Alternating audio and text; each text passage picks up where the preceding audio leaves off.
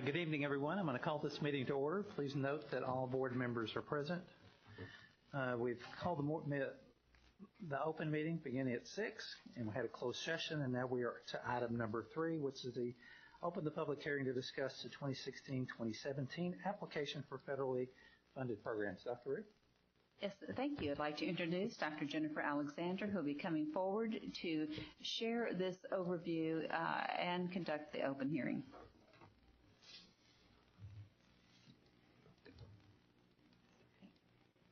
Good evening. Thank you for the opportunity this evening to share with you the opportunities that will be open to the Northwest ISD in the upcoming school year through federal grant programs. There aren't significant differences from the programs that we've participated in the past. We still continue to participate in all of the title grants that are available, but this year we had the opportunity to apply for a high-quality pre-K grant that was opened for the first time. We had to meet certain criteria to be able to receive this grant, and because we had a strong foundation for a quality pre-K already, the state has awarded us a 2-year grant in addition to the other grants that we have been awarded. And we're excited to see what the early literacy opportunities and the professional development that this grant will provide for us in the upcoming years. It expires in 2018 for review, but we're excited about receiving this grant. The planning amounts were released last week. It's a little later this year than in the past, but these are the amounts that are in the final award comes out around September, but we get pre-planning amounts, and this is what has been released as our planning amounts for the upcoming school year. As you can see, Title I receives the largest amount of funds through our economically disadvantaged percentages within the district. The high-quality pre-K grant is $156,000 to be implemented over the course of 2 years. The campuses receiving funds are broken down by each grant. Each one of the grants has very specific criteria that must be met, and the Title I Part A funds are allocated to the campuses that you see listed on their economically disadvantaged percentages. In order to meet the poverty level of 35% to be Title I, we have 3 campuses that have done that. The rest have been ranked as they're above the district average, and they do receive funds in order of ranking. Our Title I D funds are to our delinquent facility of Denton Creek. Title II and III are used to serve the entire district, and those are the campuses with pre-Ks listed, and they will each receive services and additional services and supports through our high-quality pre-K grant. On April the 28th, actually, we had a federal programs advisory meeting in which each campus brought a team of parents, teachers, stakeholders to review their data, complete their data walks, do a comprehensive needs assessment, and review the progress of their campus to determine justification of how they would like to further utilize the grant funds. It was a fantastic day. They planned, they worked hard, they completed parent compacts, and after everything was all said and done and they finished, this is how they decided to utilize their grant funds to meet the needs of each of their campuses. Sorry, it's not clicking. I won't go into this in a lot of detail. I wanted it for reflection. We are in what's called a transition year from NCLB to ESSA. We're not sure exactly what's on the horizon with this transition in federal funding. In Title I-A, we have been notified that there could be some changes in the way that that grant is allocated, and we've been told for certain that Title II will be considered a phase-out grant. Its formula is changing, and it's anticipated in 5 years that if you're not a high-poverty school district, that Title II will no longer be available. Title III is a sustained grant. It doesn't have any changes as far as in monetary allocation, but there are changes in the way the data collection is looked at. With NCLB, we had annual measurable achievement objectives, or AMAOs, that were required to be monitored, and with ESSA, those are no longer a part of that. We have not found out what will be utilized in its place yet. We anticipate to find that out throughout the year. Oh, I went back. Sorry. And just a little view of the trends. So you can see since 2010, kind of where we've been with grants. And on the left-hand side, That's each of our grants and the amounts that we've been allocated. We are decreasing slightly in 2 of the grants. 1 is staying the same. We went up a little bit in Title I this year, which actually was a pleasant surprise. I was not anticipating that. On the other side is our indirect cost rate. It has a steep incline. Indirect costs are the costs that are taken out of the grant for administrative facilities. It's a requirement that you take these funds out. The state used to set the indirect cost rate, but now we're required to fill out and submit workbooks, and then it's determined based on information that we provide. And our rate did increase from 1.9 to 5.58, which what that in turn means is we're required to take that out before we ever distribute the funds to the campuses. I'd be happy to answer any questions if anyone has any questions at this time. Board members? Please note that this is a public hearing, so if there's anyone here that would like to make a comment, feel free to come forward and ask a question. Okay, Dr. Alexander, thank you very much. Thank you. Okay, we'll close the public hearing, and under item 5, reconvene our regular meeting. If you would, please rise for the invocation and pledge. Dr. Rook. Yes, thank you. If you care to join me. Dear God, thank you for the people gathered here tonight. Thank you for the Northwest ISD Board of Trustees, for each individual with their vision, purpose, and commitment to work for the benefit of children in Northwest. We ask that we might have wisdom to make decisions that guide our students' learning and the insight to consider the many needs of Northwest ISD and each of its students. We ask safe passage home for each person present, and we ask your blessings on this proceeding tonight. Amen. It is my distinct pleasure to introduce 3 Northwest ISD students who are here tonight. They are all from a wonderful family, and they have agreed to be here and help us with our pledges to begin our meeting tonight. And I'd like to start with Caleb Smith. Caleb is a 4th grade student, and there he is at Clara Love Elementary. He is the son of Josh and Michelle Smith. Caleb's favorite subjects are math and science. And in his free time, as you will see, each of the students is dressed today in their scout uniform. Caleb is a Cub Scout with Troop 931. He enjoys his scouting activities, Minecraft, and baseball. So Caleb, welcome tonight. With them is Ava Smith. She is a 6th grade student at Pike Middle School. She also is the daughter of Josh and Michelle Smith. Ava enjoys science and art. In her free time, she's engaged in gymnastics, soccer, cooking, and art, and she is the Girl Scout in Troop 3549. And then leading our group tonight is Charlie Smith. He is an 8th grade student at Pike Middle School. His favorite subjects are math, robotics, and career portals. We have a STEM Academy waiting for you. In his free time, he enjoys scouting and is in Boy Scout Troop number 7. He enjoys tennis, soccer, and robotics. So thank you, all 3 of you, for being here. And Michelle, thank you for sharing your family with us tonight. If you would, please lead us in our pledges to the American and the Texas flags.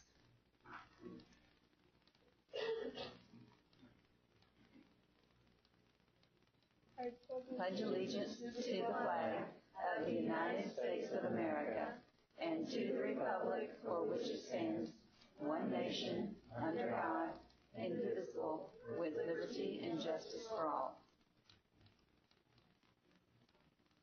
Honor the Texas flag. I pledge allegiance to thee, Texas, one state, under God, one and indivisible. Thank you. And if you would wait one moment, Board President Mr. Schluter will be bringing you a small gift to say thank you. Almost said Board President. I know. I'm telling you. Oh, that's that hard.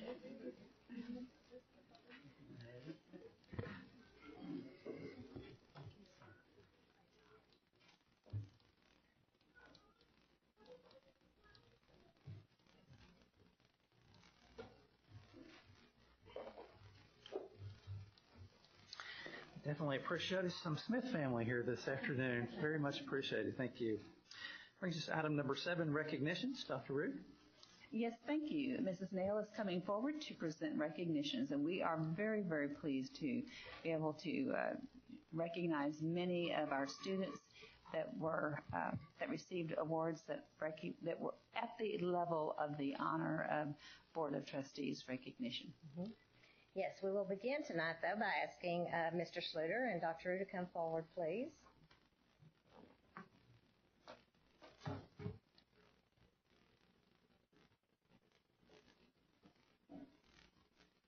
And if Mr. Wright would join them as well.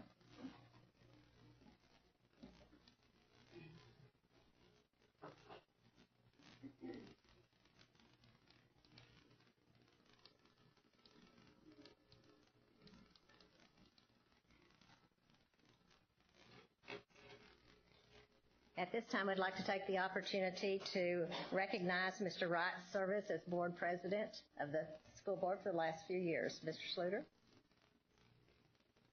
Josh, it is my privilege to hand you this plaque. Service as president of the Board of Trustees 2014 to 2016. Congratulations.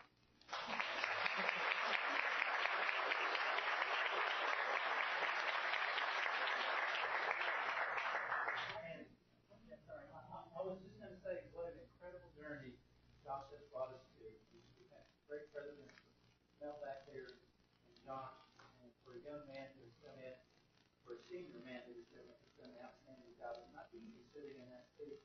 Josh has done with dignity, and I just really, really appreciate the leadership and appreciate it. And I wanted to add, you have helped navigate us through 6 years of rapid growth, and you served in the communities around this community, and you've done it so great. Thank you for allowing me to work with you. Thank you all. Thank you, my fellow board members, for allowing me to serve in this position. The wonderful administrative staff that we have here in our community for allowing me to serve on this great school board. It is a lot to me, and it's been an incredible honor. Very thankful.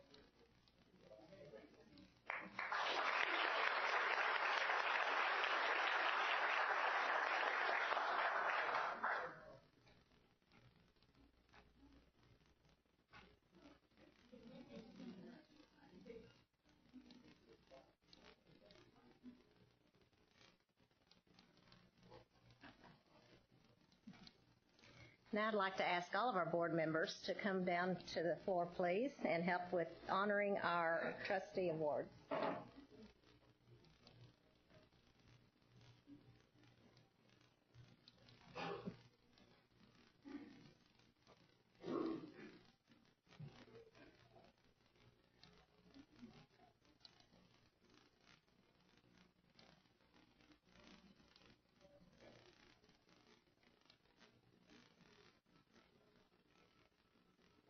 Students, when I call your name, if you will come forward and receive your award. Tonight we are honoring the Trustee Award of Excellence, which is the highest, most prestigious district award given. The award recognizes students who have achieved selected district, regional, state, national, and international awards while representing Northwest ISD in various curriculum and co-curricular competitions and events. Northwest ISD students will be presented with a medallion that has been custom designed for the Trustee Award of Excellence. Many of these students, when we had our regular scheduled assemblies, were still in competitions, and so they have all achieved high honors since then, so it's our privilege to be able to honor them this evening. I'd like to begin with Medlin Middle School. This is the district champion team 8th grade girls volleyball. We have Paige Flickinger, Paige here, Kayla Gray,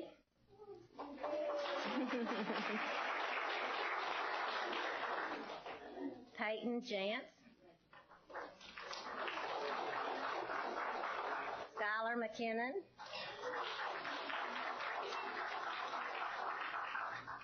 Gia Santini, Sydney Simpson, and Alicia Stencil.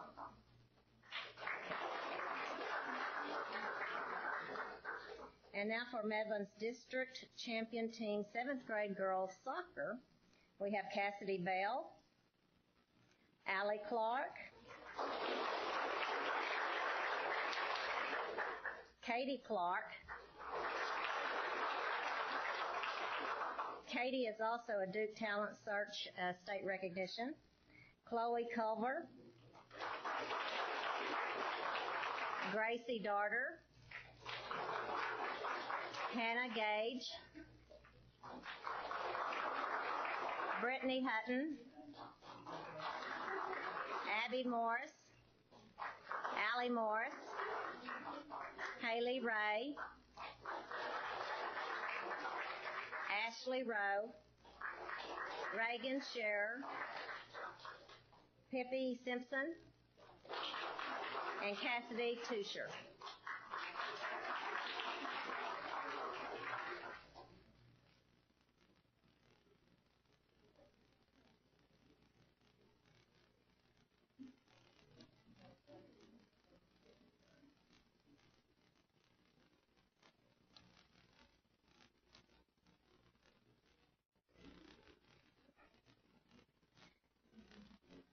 Other Duke Talent Search are Aiden Beauclair, state recognition, and Cole Venator.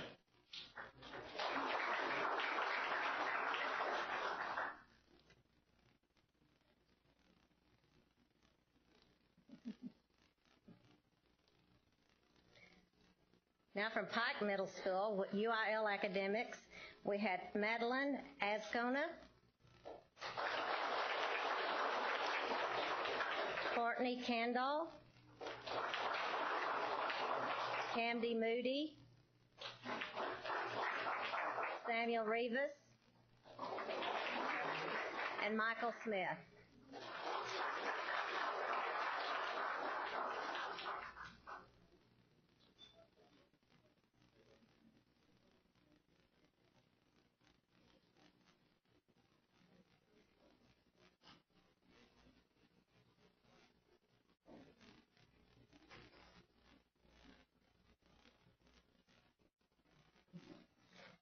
From Wilson Middle School, Duke Talent Search, we have Quinn Allen, state recognition.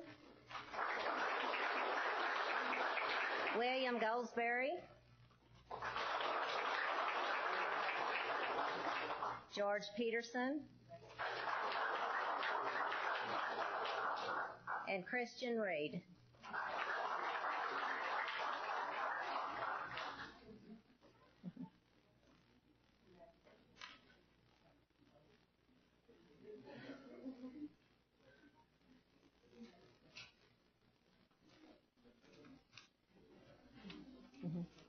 And that concludes our trustee awards for this evening. Thank you, students, for coming.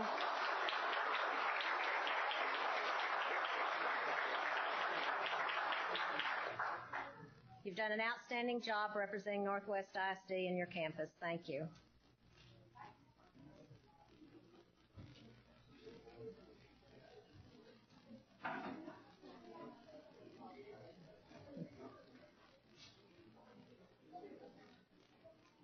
Now I'd like to invite Adam Fine, our Chief Technology Officer, Michael Smith, our Director of Technology, Kara Carter, our Director of Instructional Technology, and Ashley Chapman, our Coordinator of Instructional Technology, to come to the front, please.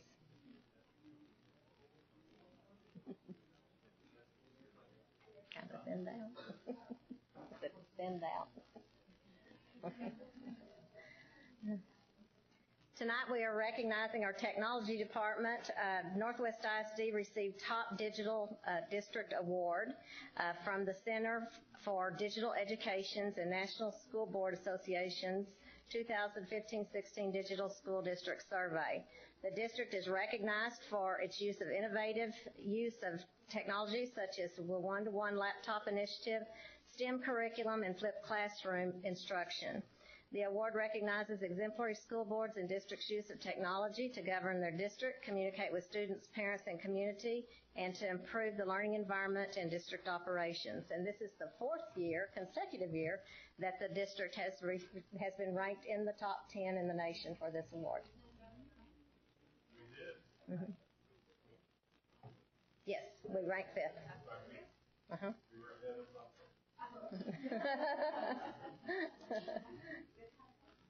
So congratulations. Thank you.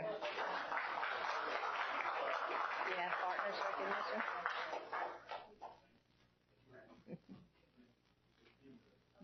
You already got pictures? Okay.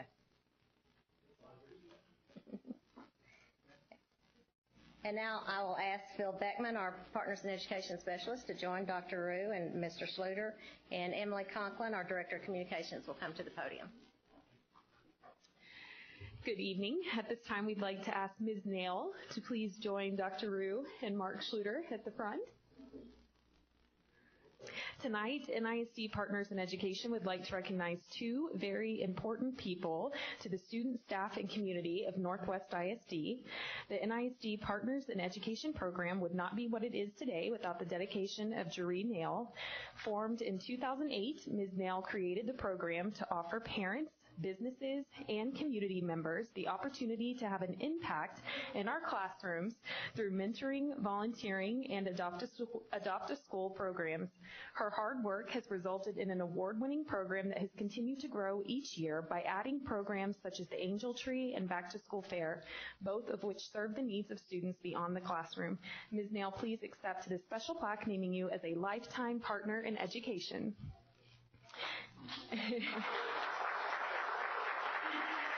And every program needs a foundation to build upon. Dr. Karen Rue brought that foundation when becoming superintendent of schools in 2005. She believes the success of each student is the shared responsibility of students, staff, families, and community members. That philosophy has resulted in a record number of volunteer hours this past school year. More than 7,800 volunteers recorded 122,480 hours throughout the district this year. That combined hours translate into over 3 million hours in man hours, or excuse me, $3 million in man hours for Northwest ISD. Dr. Rue, please accept this special plaque naming you as a lifetime partner in education. We thank you both for your service and dedication to students, staff, and community members of Northwest ISD.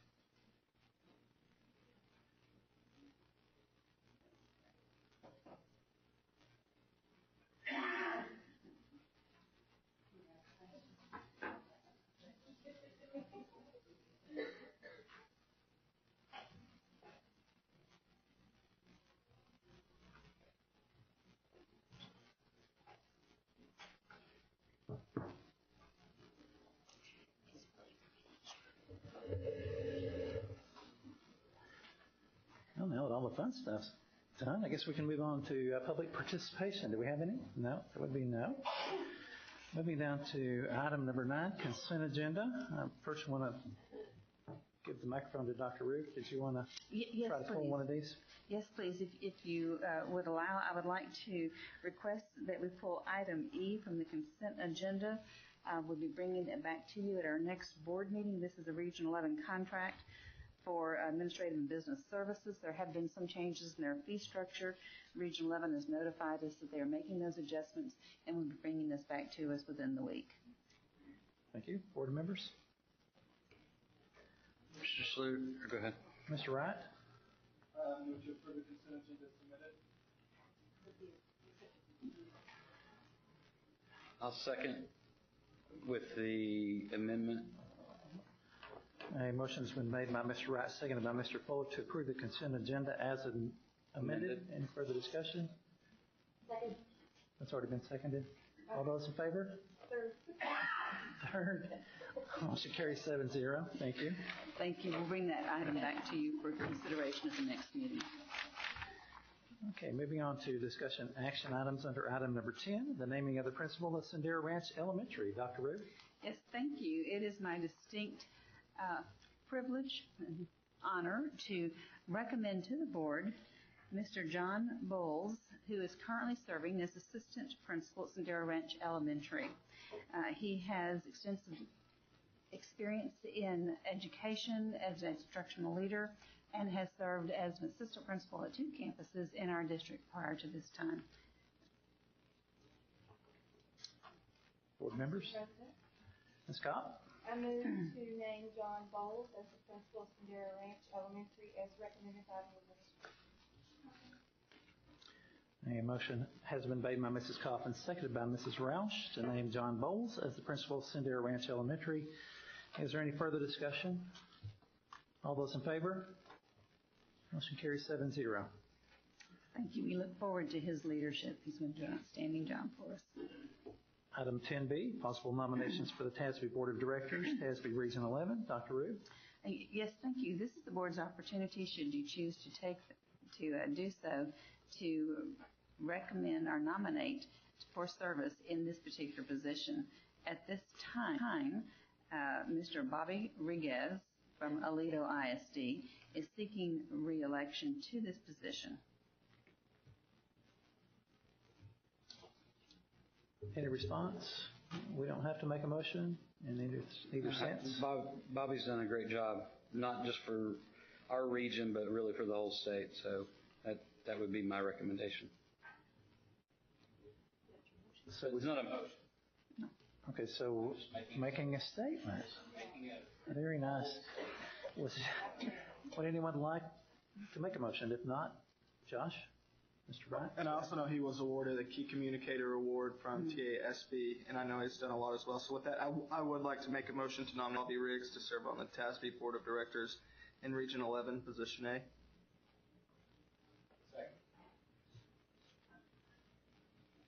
Mr. Wright has made the motion, seconded by Mr. Fuller, to nominate Bobby Riggs Riguez. to serve on the TASB Board of Directors, Region 11, Position A. Is there any further discussion? All those in favor? Motion carries 7-0. Item 10C, Texas Student Assessment of Public School Accountability Resolution. Dr. Rue. Yes, thank you. Bringing this resolution to the board for your consideration, the Commission on the Next Generation of Assessment Accountability within our state is concluding its work and will conclude its work by the beginning of July. They're coming to some final recommendations, and this particular resolution hones in on the foundation that we focus on student learning and success rather than on the state accountability test as a measure of what our students do. It allows us to offer a voice for consideration prior to that final decision, limiting state testing and providing meaningful data that is feedback for instruction rather than and used primarily as it is now as an accountability tool. There's a copy of your resolution in the board packet. Right. And the resolution is brought before you. You have an opportunity to take action. Should you like or for discussion, there would still be time to submit it to the group prior to their final work. Mr. Schluter? Mr. Fuller. Before I make a motion, I would like to say that we have been mentioned, Northwest has been mentioned many times at the commission hearings about the work we're doing. We are a leader with the Next Generation Assessment and Accountability, and so I'm very proud to be able to make a motion to adopt the resolution of the Board of Trustees for the Northwest ISD for recommendations to the Texas Commission of the Next Generation Assessment and Accountability. A motion has been made by Mr. Fuller, seconded by Mrs. Kopp, to adopt the resolution of the Board of Trustees for the Northwest ISD for the recommendations to the Texas Commission on the Next Generation Assessment and Accountability. Is there any further discussion? Thank you, Mr. Fuller, for your comments. All those in favor? Those opposed? Motion carries 7-0. And allow me, please, to simply say thank you for your advocacy, your willingness to step forward within our state to advocate for what is right in the area of feedback and assessment for learning. Thank you. Item 10B, TASB Policy Update 104, affecting local policies, and Local District Update, LDU 2016.02, affecting local policies. Dr. Rue. Yes, thank you. And Mrs. Nail is at the podium to share at first reading TASB Update 104. Yes, you have in your packets Update 104, and this is the second of two post-legislative updates with a primary focus on amendments to the administrative code as a result of the 84th legislative session. It includes taxes, financial reports and audits, reports to SBEC, video and audio recording in special education settings, partial credit requirements for students who are homeless or in foster care, credit by exam requirements for homeless students, substitutes for state assessments, wellness policy requirements, homebound instruction and residency admissions, equal educational opportunities for students, and student discrimination and harassment. And of course, these are a number, included in this is a number of legal policies, as well as the TASB local update. We also have one district update that reflects changes to local policy FD, and this is from the Texas Education Code 25.001B6, which requires school districts to admit students in a foreign exchange program if the student is placed with a host family that resides in the district and is part of a nationally recognized foreign exchange program. Mm-hmm. And currently the way that we had our policy written, we were more restrictive, so we have now deleted this section out of our local policy. Any questions?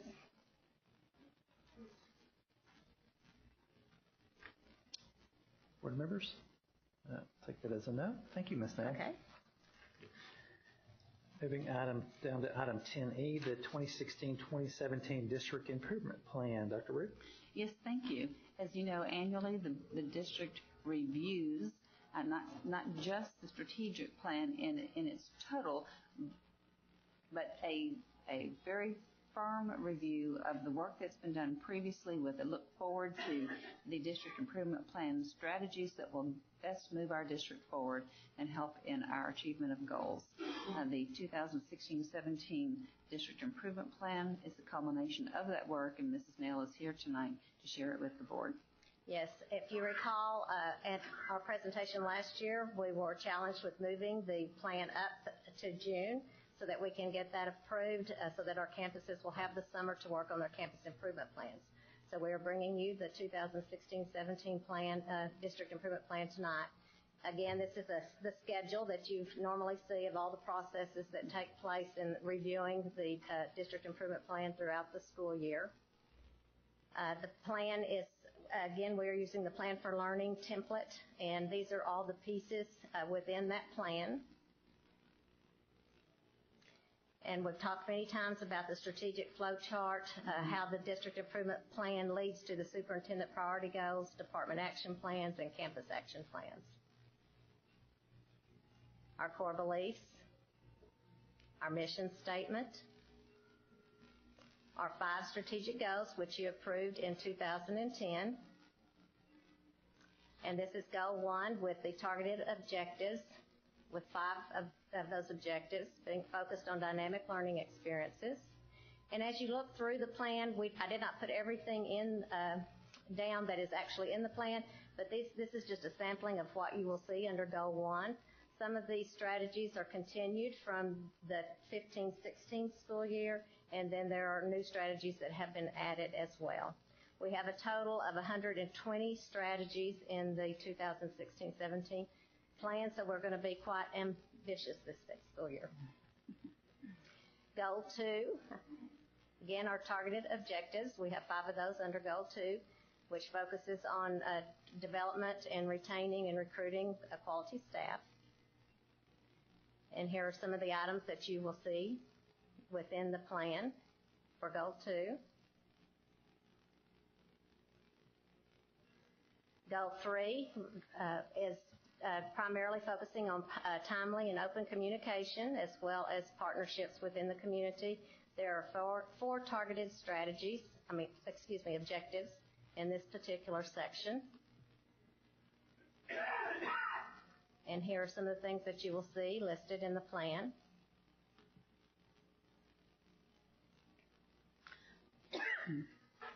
Goal 4 focuses on our premier facilities and our support systems within the district, and we have 5 targeted objectives underneath that particular goal.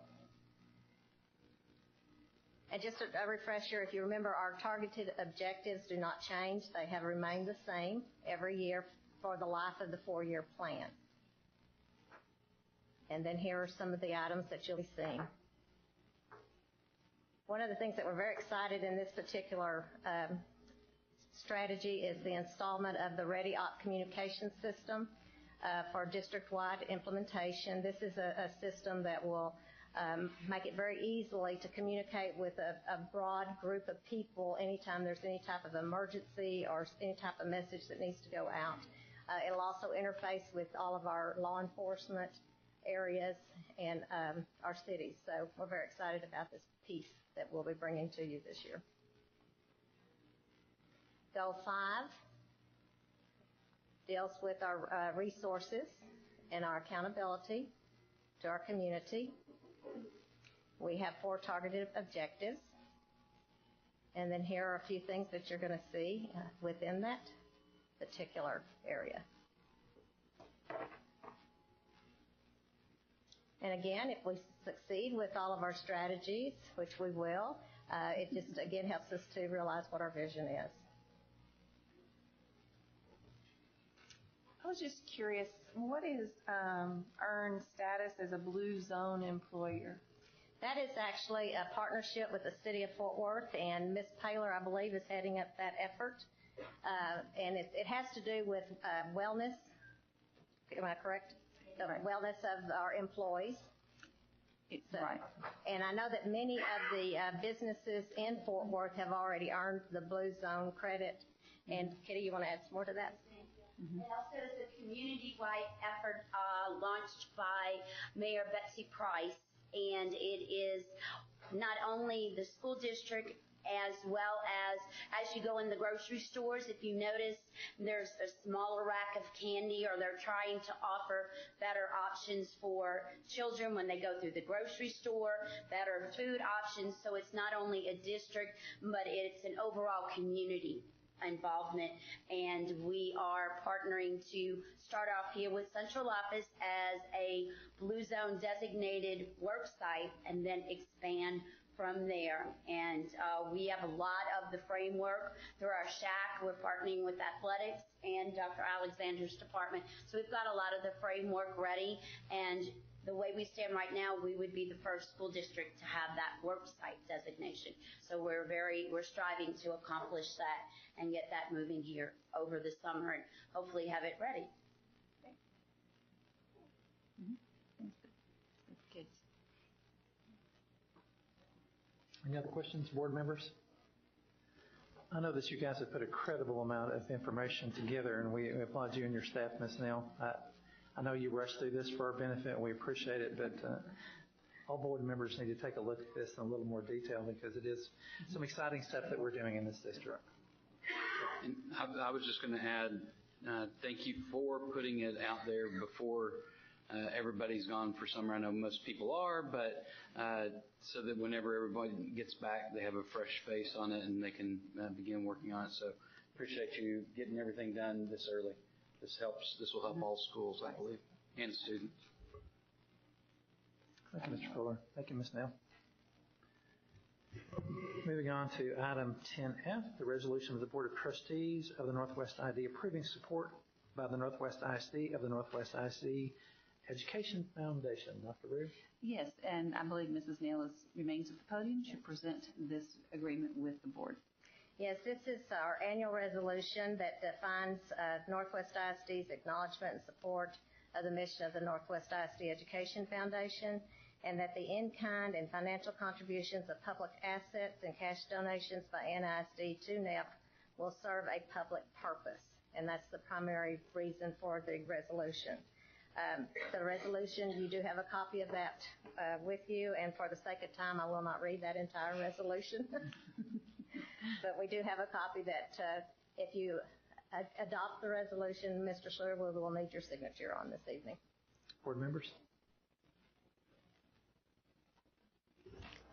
I've really appreciated the partnership that the district shares with the foundation since its founding, and I think that it's made a definite had a positive effect on our classrooms and beyond. And I think that's very much appreciated. We ready to make a motion, Mr. President? Whenever you are. Okay. I'd like to make a motion to adopt the resolution of the Board of Trustees of Northwest ISD approving support by the Northwest ISD of the Northwest ISD Education Foundation. A motion has been made by Mrs. Holland, seconded by Dr. Simpson for the resolution as read. Is there any further discussion? All those in favor? Motion carries 7-0. Thank you. Thank you. Appreciate you, Ms. Snell. Okay, item 10G, gifts to the district that provide a public purpose and meet the criteria for acceptance in the board policy. Dr. Rue and Yes, Ms. thank Snell. you. And Mrs. Snell will share with us the accumulation of gifts from our community, patrons, and supporters to the district. Mrs. Snell? Yes, we bring these to you twice a year, following the first semester and at the end of the second semester. And the gifts to the district must meet the following criteria in order to be accepted. They have a purpose consistent with the district's purpose. They place no restrictions on the school program, do not require the endorsement of a business product, do not conflict with policies or actions of the board or public law, and do not require extensive district maintenance. And we are tonight have brought you a list of gifts across the district in the amount of $235,592.68. Right. I just wanted to say just what a great thing it is for all these different people, individuals, foundations, just all the different groups, because we really couldn't do it without them. Many of these things have been put onto programs and everything else just due to budget cuts to our great legislature. So we really appreciate these gifts so that we can still provide opportunities to all of our students. So for anyone that does talk to any of the folks that did donate, please let them know our gratitude. And with that, I would like to make a motion to, I don't need to, I'm just going to leave it with discussion if anyone else would like A motion to discuss. Yes. So it's been a long 7 days. Any other comments, board members? Any motions of any sort? Thank you, Mr. Fuller, for your comments. Thank you, Ms. Snell. Thank you. Moving on to item 10H, Student Code of Conduct. This is an action item, by the way. Dr. Rue? Yes. Yes, thank you. And Mrs. Alexander, Dr. Alexander, is here at the podium tonight to review the Student Code of Conduct. I believe we have heard it one other time, and this is now brought to you for your consideration and action. Yes, if you have any questions, I know Ms. Lee presented it at the last board meeting. If there are any questions, I'll do my best to answer or defer to Dr. Ferris to help me out, but we'll work together to get them answered. You do have a bit of that. You have a few slides to share with us. Yeah, I can. Those are the committee updates, the behavior discipline coordinator, changing the title, and then the behavior management techniques. And then we have the offenses where we discussed the changing of profane language and how we separated the threatening and trespassing. We added the taser and moved to falsifying report on 19. Changes in the middle school and high school, removal of cheating or copying the work of another from level 1 to be moved to a level 2. And then 98 in school suspension restrictions, changed to restrictions to be in place until the end of the instructional day and the last of the assignment, rather than until the next school day. So if it ended on a Friday, they could participate in activities. Out of school suspension restriction changes as well. There we are. Sorry about that. Board members? Mr. President. Mr. Wright. Move to approve the 2016-2017 Student Code of Conduct as recommended by the administration. Is it your Devon? A motion has been made by Mr. Wright, seconded by Ms. Solomon, to approve the 2016-2017 Student Code of Conduct as recommended by the administration. Is there any further discussion? All those in favor? Motion carries 7-0. It's good to see you took the stool out of the corner for when I was in the classroom. That was always a harsh punishment. And moves us down to number 10I. That is student price changes for the 2016-2017 school year. Dr. Root? Yes, thank you. And Mr. Graswich is here to present this to the board tonight. The paid meal equity provision of the 2010 Act requires schools to annually assess their prices. USDA pricing calculator indicates the district is not required to increase student prices in 2016. However, Aramark recommends and the district concurs, a 10-cent increase in the lunch paid price. Just going through the prices, breakfast reduced is 30 cents, will stay the same. Breakfast paid is $1.25, will stay the same. Lunch reduced is 40 cents, will stay the same. Lunch paid will go from $2.25 to $2.35 at elementary, and at the middle and high schools would go from $2.45 to $2.55. When you look at the local area districts, we see that going to $2.35 at the elementary lunch still leaves us below Eagle Mountain, Saginaw, Decatur, Bridgeport, Keller, and Grapevine. The nearest one is 50 cent, $2.50, and they range up to $2.70, so we're 15 cents lower than the next lowest. On the high school, secondary, middle school, $2.55 leaves us below everybody again, with the next lowest being Bridgeport at $2.70 and then Decatur at $2.75, ranging up to $3 at Grapevine. So this is a modest increase.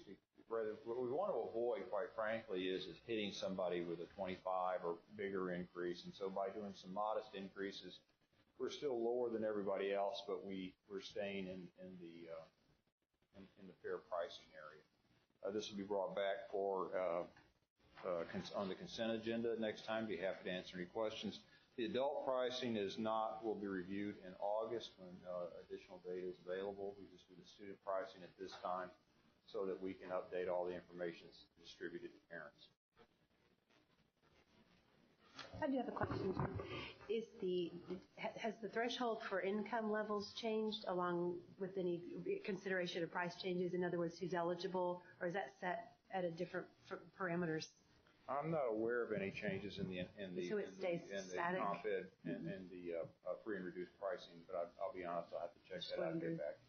If that grows, those are usually an index that is adjusted on an annual basis with the poverty level. That's filtered down to us, though. It's not something that we direct. Right. We don't have control. No, that would be set at the federal level, but I'm not aware of any changes in that at this time. Federal poverty index. Other questions, comments, discussion? Thank you, Mr. Graswich. Moving down to 10J, a 5-year financial forecast. Yeah, this is just being brought to you for your information and discussion. If there's any additional things that you wish to request before we bring it to the board for approval at the next meeting. Essentially, it reflects the certified estimate, which came from the appraisal districts. We adopt the budget on the certified estimate. We will adopt the tax rate on the certified roll, which we will receive in July 25th or thereabouts, and when we adopt the tax rate in August 27th. Be happy to answer any questions. The spreadsheet's still substantially the same. We've reviewed it in meetings now in May and April, and been working on it since the January Board of Trustee parameters and budget calendar adoption. Board members? Thank you, Mr. Graswich. Thank you, John. Moving down to item 9, under reports, School Health Advisory Council Annual Report. Dr. Rue? Yes, thank you. It's my pleasure to introduce Coach Johnson, who, excuse me.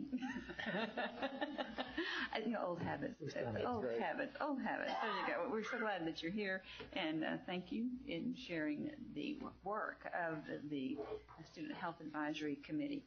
Thank you. Good evening. It's my pleasure to introduce our Assistant Athletic Director, George Lukenhouse, who I can't say enough great things about the outstanding job he's done, and in particular with his work so far with our health and PE department. And I'm going to give him this opportunity to present our SHAC annual report to the members of the board. Thank you.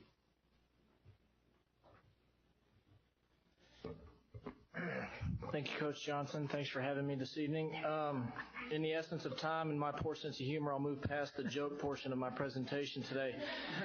Please continue. Moving along. This is our 2015-2016 yearly SHAC, or Student Health Advisory Council report. The purpose of SHAC, for those of you who may not know, is to provide health programs and other opportunities for all NISD students. It is a state-mandated council that is to report annually. That's why we're here, as I mentioned. This year, we've grown to a total of 30 members, 20 community members representing various schools, professional backgrounds, along with 10 NISD district employees representing PE, central admin, and food service industry. This is a true example, in my opinion, of using resources in the community that we talk about as administrators all the time, from our parent volunteers to motivated staff members. It's a fantastic group of people. We recently had our elections for next year. We have 3 positions. We have a committee chair, a vice chair, and a secretary. Our committee chair again this year, she stayed on again, is Heather Harrison. She has a degree in exercise physiology from Texas A&M. She has 2 kids in the system at Lakeview Elementary. Our elected vice chair this year is Miss Mandy Forbes. She is a community integration director at Texas Health Harris Methodist. She is one of those ladies she sent me her bio full of communities all over, or community outreach programs, things like that. She is a very, very busy lady, and we are very fortunate to have her on our committee. Our secretary is someone you may know, Jennifer Stringfellow. She's a registered dietitian, and she works for Aramark planning, or menu planning, nutritional analysis, and she's a new one for us this year, and we're very excited to have her on board with us.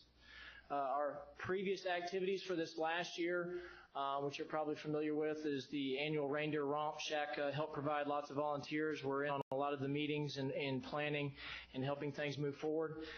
They're involved with first aid, CPR within our health classes. They were a part of the EpiPen stuff that goes through Jennifer Alexander in Central Admin and through the nursing staff. They were part of the Go Red Week, dealing with the American Heart Association and benefiting those guys, along with Jump Rope for Heart and Hoops for Heart and that kind of stuff.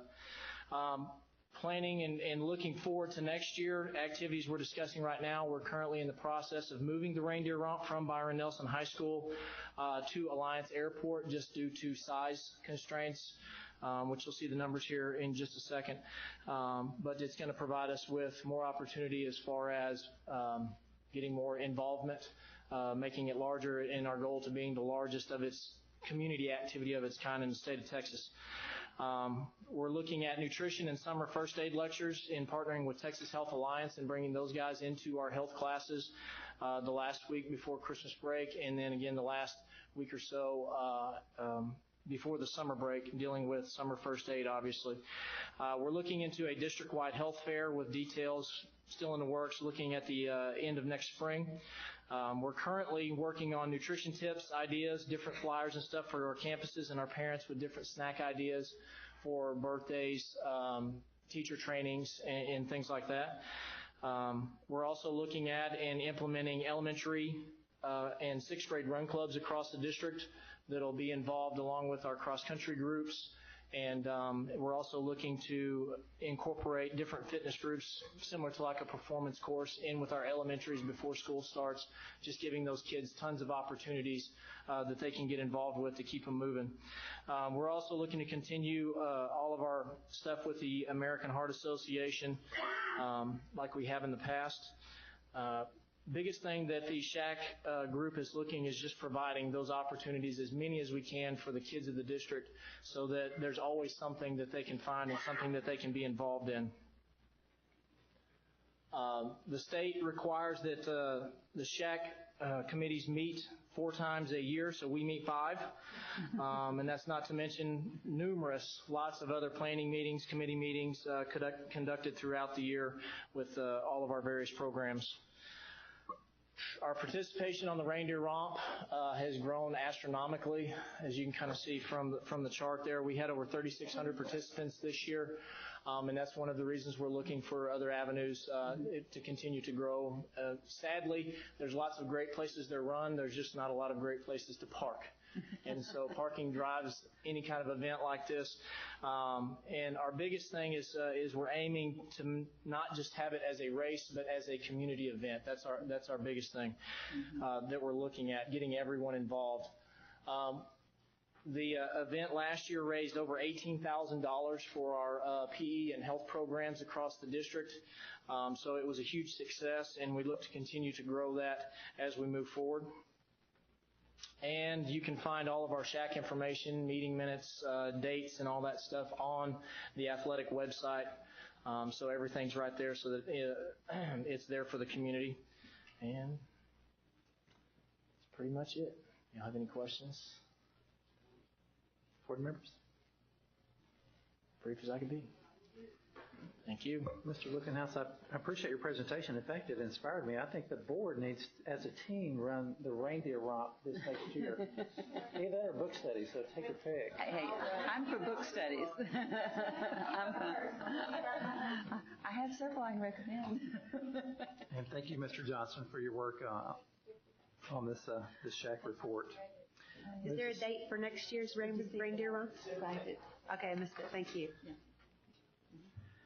Item 11B is a review summary of the 2015-2016 District Improvement Plan. Dr. Root? Oh, pardon. Yes, thank you. And Mrs. Nail is here to give a summary of the work for this past year's District Improvement Plan. Yes, we brought you the coming year. Now we are closing up the 15-16 school year. One of the things that I failed to mention a while ago in the 16-17 report, that report has been reviewed by our District Education Improvement Council. So they have signed off on it as well as the review of the summary report. Again, our familiar schedule. As you can see, we have all our red checks in place. So we have completed the year with all of our formal reviews and this is our summative report to you tonight. And again, we visit our core beliefs, vision, and mission as we develop our strategies. Our goals remain the same. And again, our flow chart. And this is actually what you will see as you review the plan. You will see the actual strategy as well as the evidence of what, at the completion or the progress of that strategy, what it demonstrates. And the far, I guess my far right, you have the October, December, February, and April review dates. And everywhere you see the check mark, that means that is when that particular strategy was completed. So if you don't see a check mark on that strategy, then more than likely that's going to be a continuation in the 16-17 plan. Just to review the number of strategies that we had for the 15-16 year, we again had our 23 targeted objectives. We had 97 strategies, so we bumped that up to almost 30 strategies for the 16-17 school year. We have 57 of those strategies that are complete, with 4 that will be complete, have been complete since the plan was put together, or will be complete by the July 1st.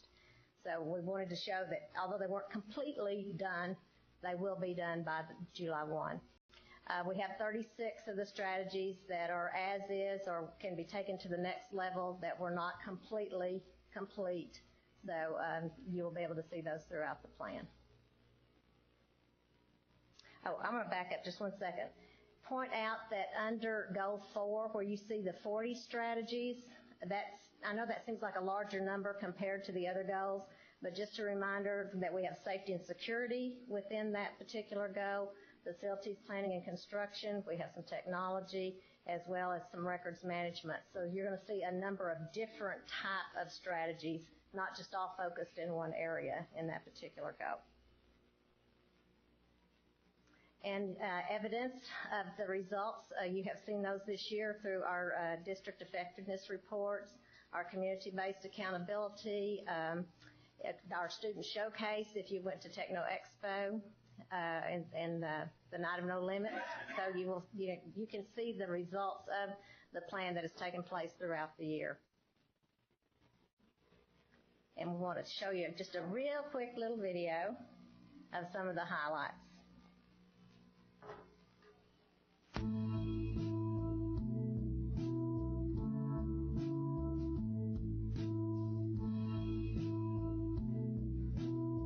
What are some benefits of being an avid?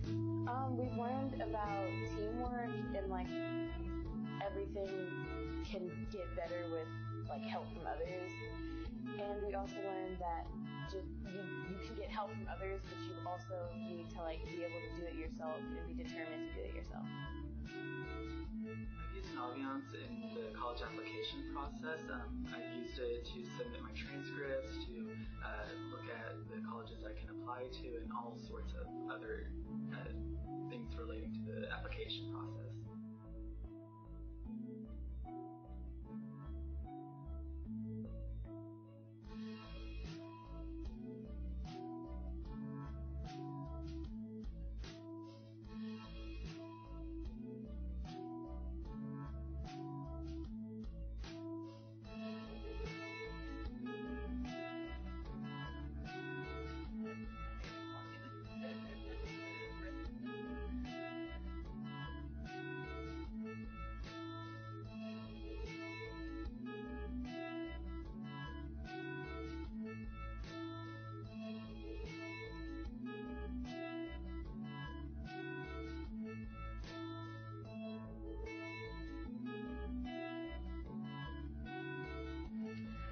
My goal of being a mentor is to just make a positive impact on some students' lives, to give them a little bit of extra hope in their day and some influence so that as they grow up, they know that there's just someone else in their corner cheering them on and trying to guide them in the right direction.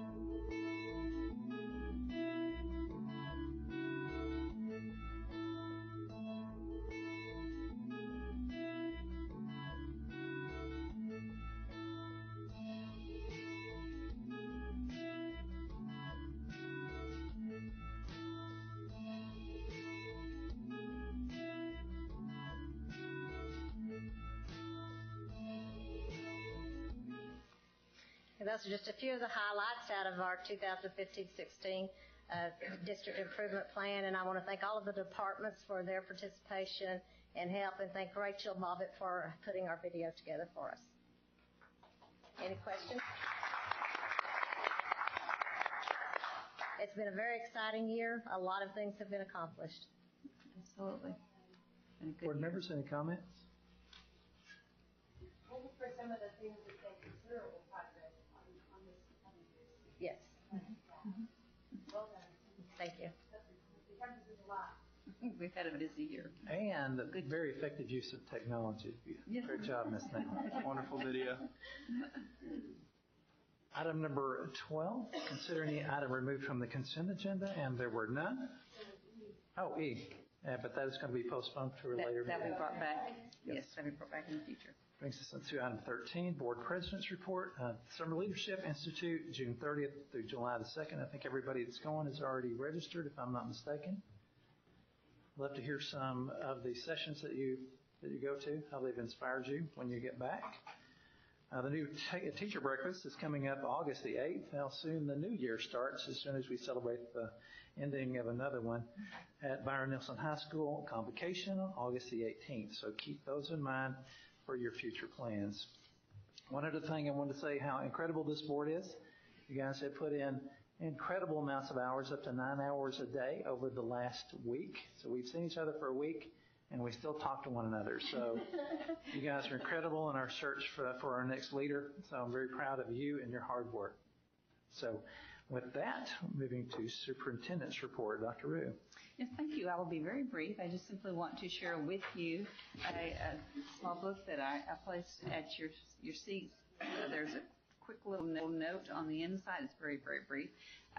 This book is a beautiful takeoff from our book study we did in our district leadership team this year, A Beautiful Constraint, and recognizing the possibilities and the actual ability to create something that you may not have considered at all because the constraint itself forces you to see your world in a new way. This is an outstanding piece of children's literature that carries a very strong message, and I was so fortunate, and I want to give compliments to Jennifer Carlisle when I wanted to share a copy of this book with each one of our DL team members as a parting gift, and with each of you. And she was able to find these. They are a July 2016 edition. Wow. And she was able to get the 135 copies we needed within 2 days in this district. Excellent. So compliments to her, but very definitely as you move forward with your work and you look at the opportunities hidden in the challenges that I know that we will grow through, I want you to know that I have great confidence in you, and I thank you for your service. Mel, it's you. There you go. I'm Devon. And a darling.